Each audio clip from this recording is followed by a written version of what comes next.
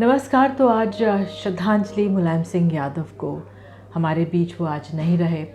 3-4 बारी अवसर मिला मुझे उनसे बात करने का, मुलाकात करने का, कार्यक्रम भी उनके साथ किए, चाहे चुनावी कार्यक्रम हो या एक कार्यक्रम मैंने किया था मुख्यमंत्री चले गाँव। उनसे भेंट होती रही और अक्सर थोड़ा ज़िद करते थे, तब वो मान जाते थे। और मुझे याद है मुख्यमंत्री चले गाँव के लिए जब मैं 2005 में SFI गई थी, दिल्ली से हमें अनुमति मिल गई थी, लेकिन जब वहाँ पहुँचे तो वो बहुत व्यस्त थे, मिल ही नहीं रहे थे। तो उस दौरान मैंने SFI का दौरा किया। इतना बड़ा अस्पताल वहाँ पे, जो दिल्ली का जैसे अपोलो एम्स है उतना ही बड़ा अस्पताल वहाँ पे बना हुआ था। वहाँ पे बहुत बड़ा स्टेडियम था, जैसे हमारा जवाहरलाल नेहरू स्टेडियम दिल्ली में है वैसा। वहाँ पर एक अमिताभ बच्चन कॉलेज भी है, कॉलेज बना हुआ था। और तमाम जो बिल्डिंग्स, इमारतें बहुत अच्छी भव्य वहाँ पर बनी हुई थी। एक 5 स्टार होटल तो नहीं, लेकिन 4 स्टार होटल से कम भी होटल नहीं था वहाँ पर। क्योंकि SFI का एक वर्षीय कार्यक्रम वो लोग करते थे, तो उसमें तमाम बड़े कलाकार, फिल्म इंडस्ट्री के लोग आते थे। तो जो SFI में पहुंचकर इतनी इमारतें, बड़ी बड़ी इमारतें देखी, उससे लगा कि किस तरह से एक बहुत बड़ा विकास यहाँ पर हुआ है और इससे और नेताओं को सीखना चाहिए। लेकिन जो ग्रामीण आबादी है उनकी अपनी मूलभूत सुविधाएं थी, अस्पताल थे लेकिन शायद डॉक्टर्स की कमी थी, बड़ी बड़ी बिल्डिंग्स थी लेकिन शायद उसमें शिक्षकों की कमी थी, और प्लेइंग ग्राउंड्स थे बहुत बड़े बड़े, लेकिन फिर जो खिलाड़ी होते हैं उनको एक समय के बाद रोज़गार चाहिए होता है। तो उस दौरान मैंने पाया कि किस तरह से मांगे हैं अपने लोगों की, लेकिन उन्होंने दिया बहुत अपने SFI को, उसके विकास के लिए, उसके निर्माण के लिए।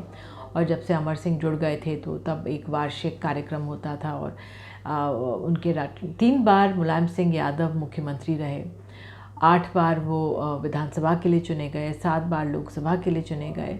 तो उनका जो राजनीतिक सफ़र जो था बहुत सक्रिय रहा। 56 साल करीब उन्हें सक्रियता से राजनीति में उन्होंने काम किया। और आपको बताएं कि जब मैं उनसे मिली थी इसी कार्यक्रम के दौरान, क्योंकि वो एक लंबी बातचीत थी और कार्यक्रम आज उनके गुजर जाने पर NDTV इंडिया में रिले भी दोबारा हुआ था, तो वही स्मृतियाँ एक बार फिर से ताज़ा हो गई। किस तरह से वो गुस्सा हो जाते थे, खफा हो जाते थे, तो उनको मनाना पड़ता था।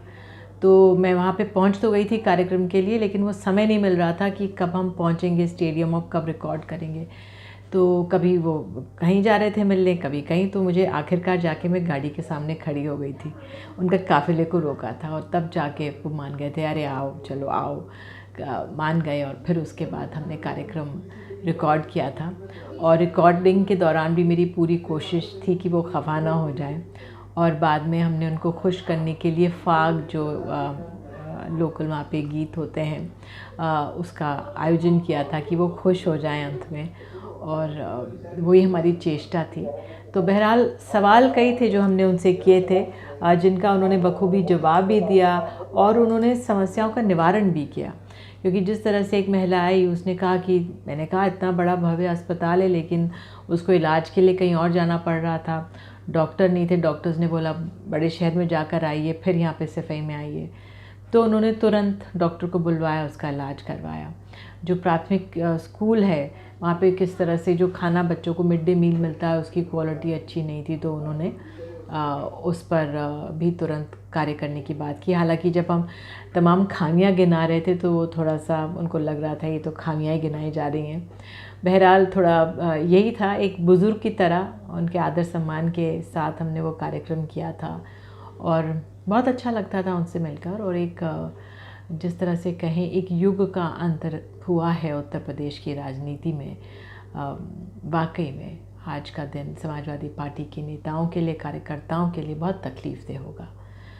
तो मुलायम जी को श्रद्धांजलि के साथ आज इतना ही।